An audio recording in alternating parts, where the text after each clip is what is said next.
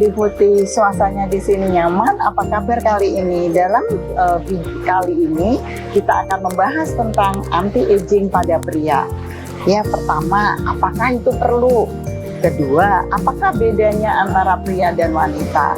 Ketiga, tapi saya masih muda, masih seger, masih kuat, otot masih bagus. Apakah saya perlu untuk memulainya sekarang?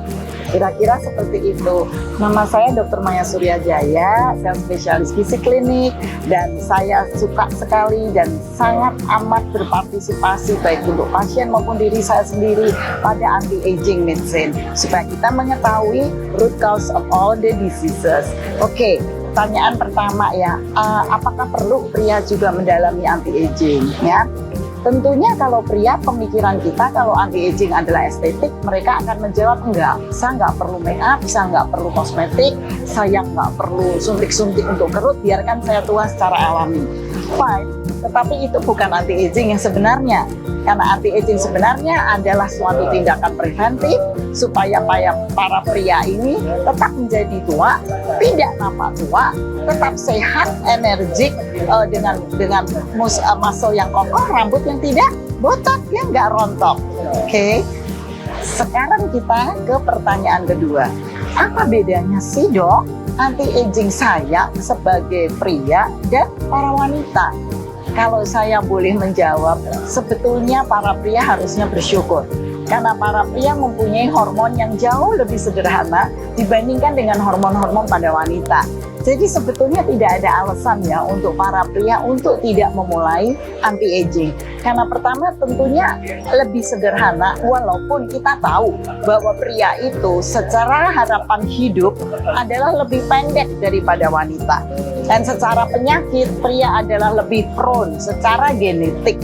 Tetapi disinilah fungsinya perawatan anti-aging, disinilah fungsinya namanya epigenetik atau di atas genetik, di mana banyak sekali tindakan yang dapat dilakukan supaya para pria tetap sehat, tampil prima, tidak pikun dan tidak botak, tidak gemuk dan tidak terkena penyakit kronis. Kemudian pertanyaan ketiga tadi adalah, tapi saya masih seger. Saya bisa makan semua, nilai lab saya lihat hidung bagus, otot saya tumbuh, saya tidak pikun, rambut saya tebal, massa tulang saya padat.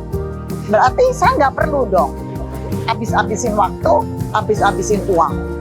Ini adalah sesuatu yang sangat amat salah.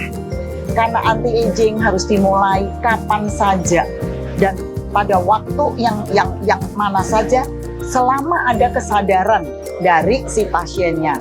Jadi kita tidak ada ya yang makin tua atau makin umur, oh berarti makin oke, makin memori makin tajam, otot makin kuat, tulang tidak akan rapuh, penyakit kronis di generasi tidak akan datang. Tentu saja tidak ada. Semua makin kita ke sana, kita akan mengalami kemunduran. Bahkan saya pernah mendengar di restoran tuh, satu orang mendadak cerita, gile ya, makin tua di badan makin banyak yang rusak.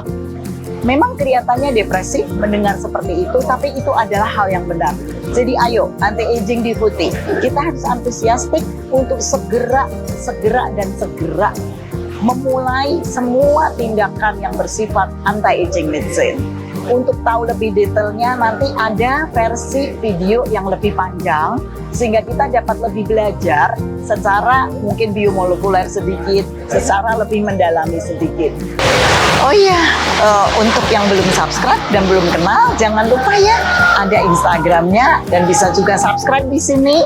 Dan tentunya kita men-share, dan jangan lupa pencet loncengnya, bel, karena semua yang dibahas di sini adalah untuk supaya kita dapat mendapatkan kesehatan yang lebih optimum dengan bungkusan luar juga yang lebih cantik, lebih ganteng, lebih elegan. Terima kasih.